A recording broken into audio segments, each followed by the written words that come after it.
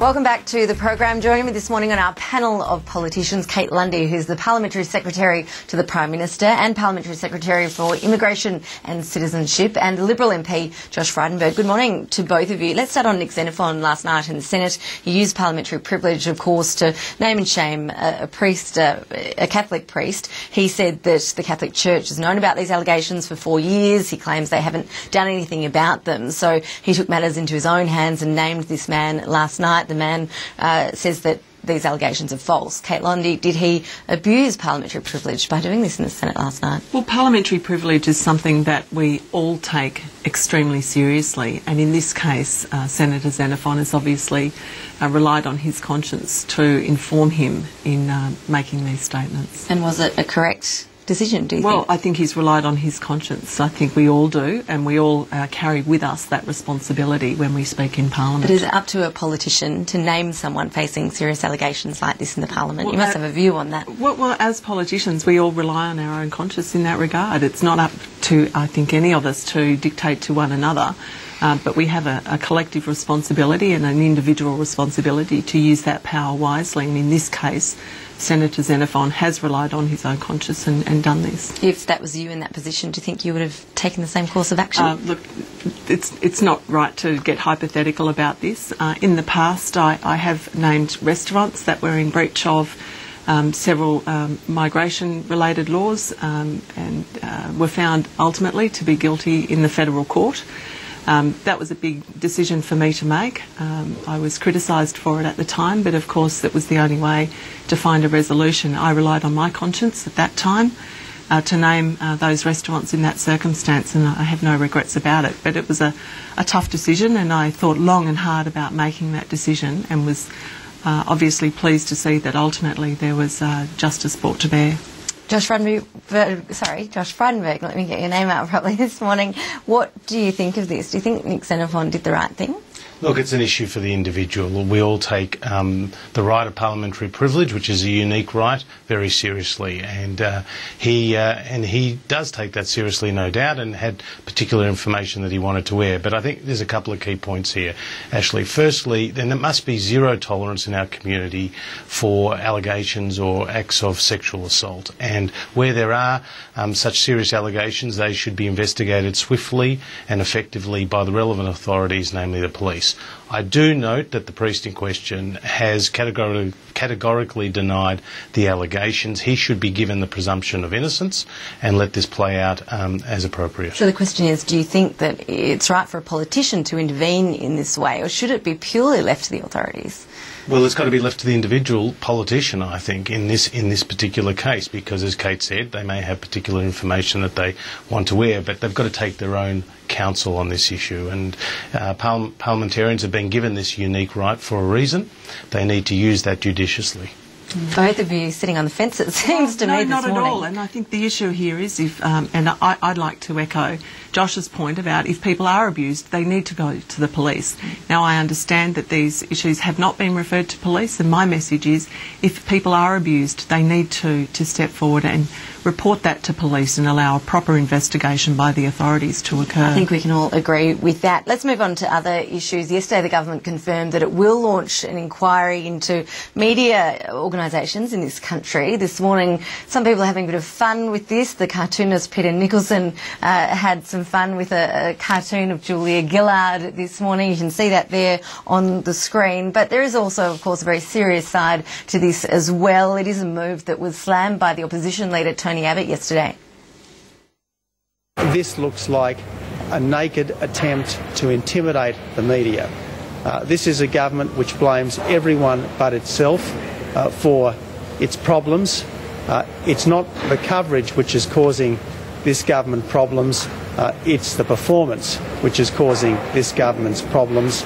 And I think that every Australian needs to understand that this is an arrogant, bullying government, and this is the latest evidence of that.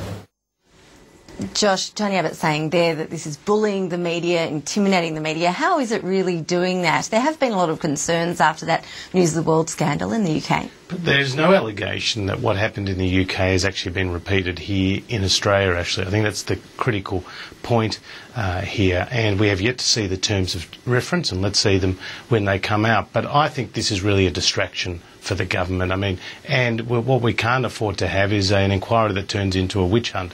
This government's gone from bad to worse, and it's basically... But that's going to happen, because this isn't going to be looking at media ownership. It's not going to be looking at any alleged bias by some organisations. So what's it going to look into? I mean, look, let's remember what the Prime Minister said at the time when she first floated this idea. She said that News Limited had serious questions to answer, but she couldn't detail those questions. I think this was a knee-jerk reaction. It was a distraction from a Prime Minister who's, suffering dramatically in the polls, and we can't afford to have a witch hunt here where the government just tries to shoot the messenger.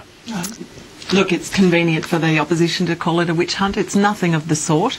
It will be an independent inquiry led by an eminent person that looks at how we can strengthen the regulatory framework around the media and press. So those details are still being sorted out. Any criticism of the opposition is being made on the basis of the concept of an independent inquiry without any knowledge of the detail of the terms of reference. So any criticism in that regard is premature, and any suggestion that this is a knee-jerk reaction is disproved by the point that we've been thoughtful about this. We didn't respond instantly to what's going on in the UK. We're all very conscious as Australians of what the scandal that has occurred in the UK, and we have a responsibility of the government to make sure that our regulatory frameworks and the whole system here is strong and resilient, and people have confidence in it. And I look forward to seeing those terms of reference like everybody else. But actually, I mean, members of Kate's own Labor caucus are reported in the paper today of not wanting such an inquiry. So I think, the Labor Party is very divided here. The Prime Minister went out and set the tone early. It was a distraction. Now we're going to have potentially a witch hunt. Let's see the terms of reference. But it's again the Greens, are running this government's agenda. Yeah, look, and it is certainly... Oh, yeah, sure. This isn't as wide-ranging as the Greens would have liked. Let's move on, though, because we are running out of time. Today, the front page of the Daily Telegraph, we've got that there for you. It shows that Kevin Rudd is racking up a pretty big travel bill. He is, of course, the Foreign Minister, so it is his job to travel overseas. But this report says that Kevin Rudd spent more than $1 million on overseas travel during his first 9 months as Foreign Minister. It says he's taken 14 trips. He's been away for 140 days, each trip averaging, apparently, a cost of about $80,000. He's now recovering from his heart surgery. He's back on the job today, 2 weeks earlier than planned. He tweeted that last night. He's heading over to Osmin. Next stop, San Francisco, then New York, then Washington, then Mexico. Is this a bit over the top, Senator? All I can say is, thank goodness he's doing his job. What would you expect from a foreign minister other than to do his job? And that is to represent Australia's interests around the world. Stephen Smith only spent $150,000 in his first 6 months. Apparently he's staying in